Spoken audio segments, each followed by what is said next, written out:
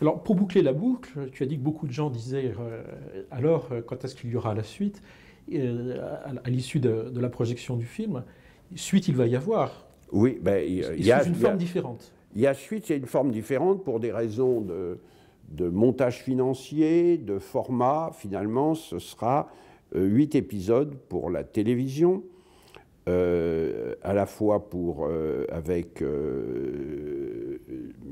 Canal Ciné Plus, avec Bruno Deloy, Ciné Plus, avec France Télévisions, France 5, là, qui est rentré là, dans l'histoire. Et c'est une forme qui sera obligatoirement différente.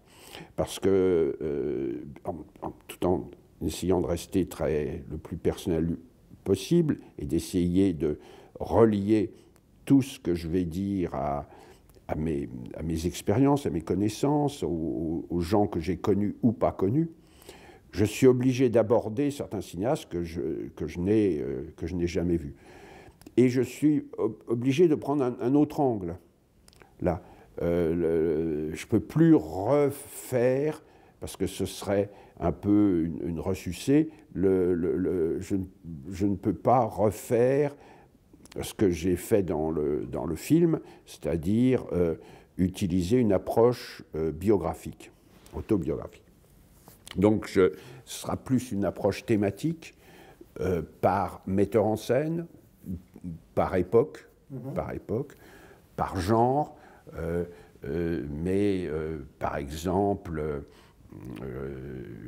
il y a 2 épisodes qu'on a déjà montés sur ceux que j'appelle mes cinéastes de chevet, les gens avec qui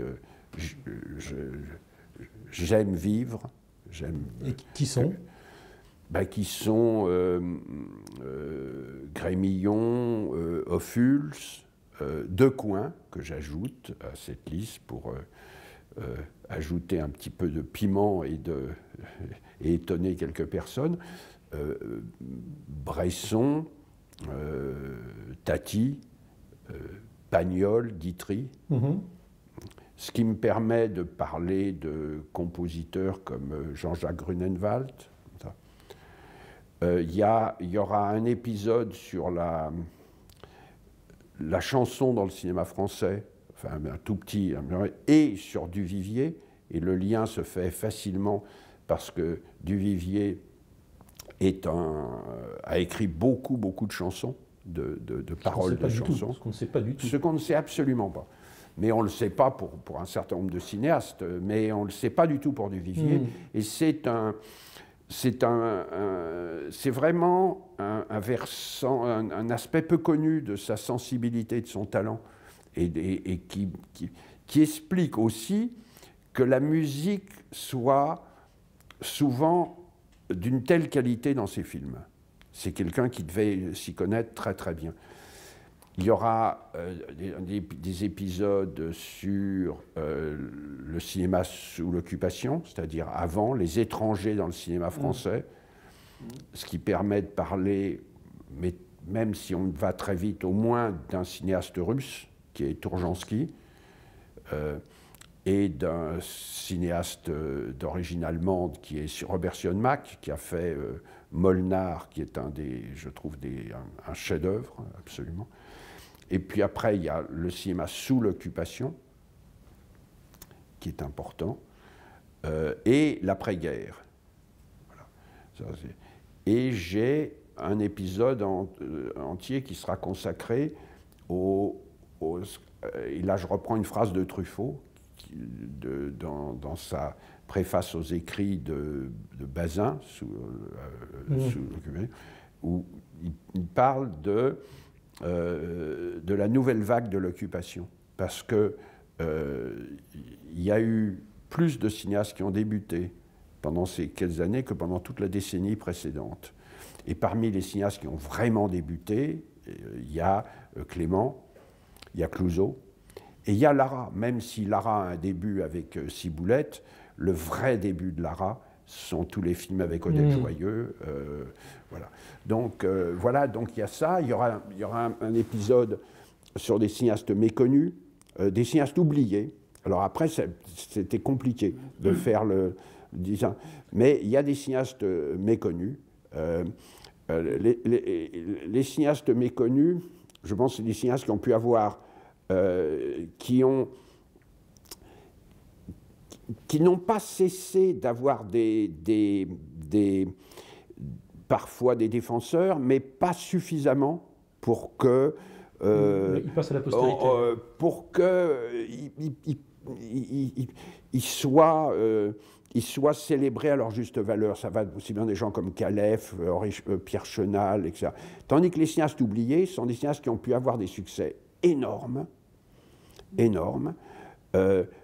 penses à des gens comme qui? Raymond Bernard, Anatole Lilvac, Maurice Tourneur. Maurice Tourneur, il y a des films, Justin de Marseille, ce sont des films qui sont des très très gros succès. Très très gros, Avec le sourire, c'est un très gros succès. Et puis, il y a un moment, on peut dire qu'ils disparaissent de l'imaginaire des gens, même si, à chaque fois, il y a quelques défenseurs, par exemple, pour Raymond Bernard et Tourneur, Brion, même Anatole Lilvac passera le film. Il y aura toujours quelqu'un comme Brion qui arrivera à... Mais qui est complètement minoritaire. Hein, de cette époque, je veux dire, Raymond Bernard n'était plus cité avant la résurrection de ces films. Ça. Et donc, voilà. Alors, ce sont une terminologie qui est parfois compliquée, qui n'est pas toujours complètement juste. Tu as eu des vraies révélations en revoyant tous ces films? Oui. Quelque chose. Oui. C'est par exemple, les deux films de Raymond Bernard, là, Les Misérables et Les Croix de Bois, sont des films extraordinaires.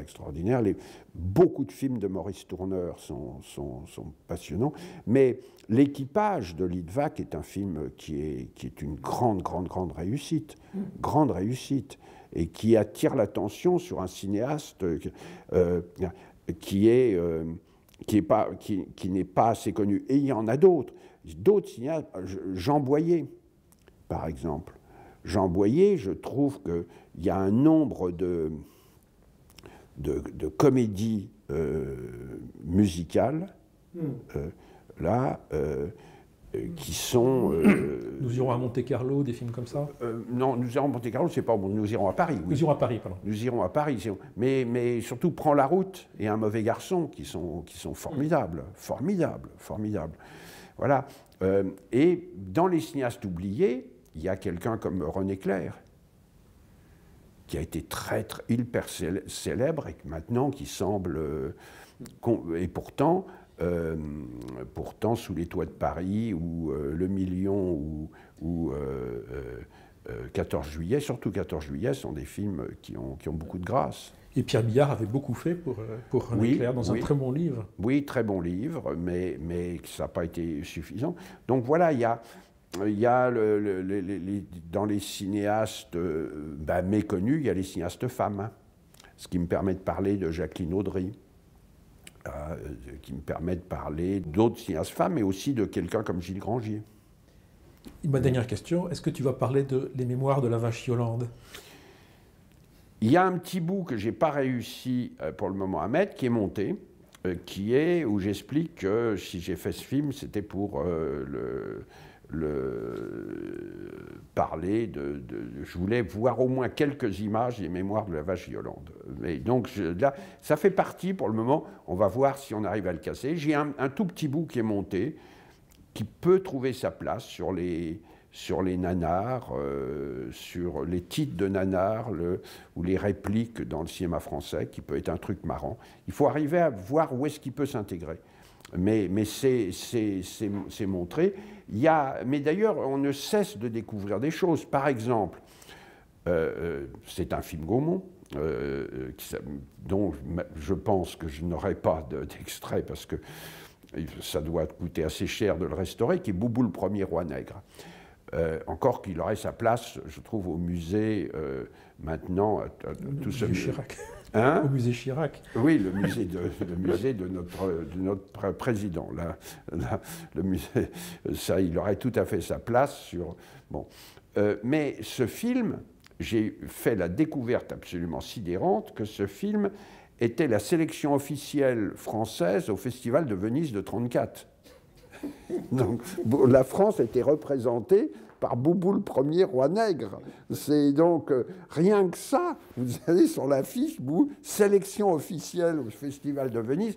Et je vais proposer au directeur du Festival de Venise qui collabore à sa restauration, parce que c'est dans les films qu'ils ont sélectionnés pour ce Festival de Venise. Ce serait une surprise que de découvrir ce titre, où notamment Georges Milton, moi c'est ce que je voulais essayer, à un moment qui tombe dans un piège à Fauve, se trouve face à face avec une hyène et lui dit « Là où est la hyène, il n'y a pas le plaisir. » Oui.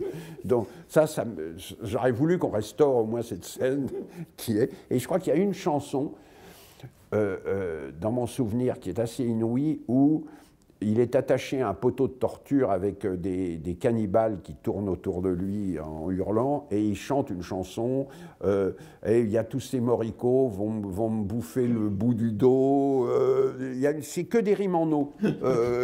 Pendant qu'il chante ça au poteau de torture, et je trouve que dans le côté, dans la catégorie quelles étaient nos relations avec l'Afrique, le monde colonial et nos compatriotes de couleur, voilà un film qui est un témoignage social, à mon avis, de première importance. Et c'est en cela que le cinéma peut continuer à être très excitant. Mais il y aura tout ça. Moi, j'aurais adoré qu'il y ait 10 épisodes, parce que j'ai des trous. Ouais. J'ai des manques, je sais que pour le moment, je n'arriverai pas à caser Franju, Louis Malle, j'arriverai pas. Donc, c'est un exercice en frustration, ça, c'est à peu près. Comme quand on vous demande de vous donner la liste de 10 morceaux de jazz que vous voulez choisir, et que dès que vous les avez choisis, vous pensez à 10 autres que vous auriez aimé aussi proposer à la place.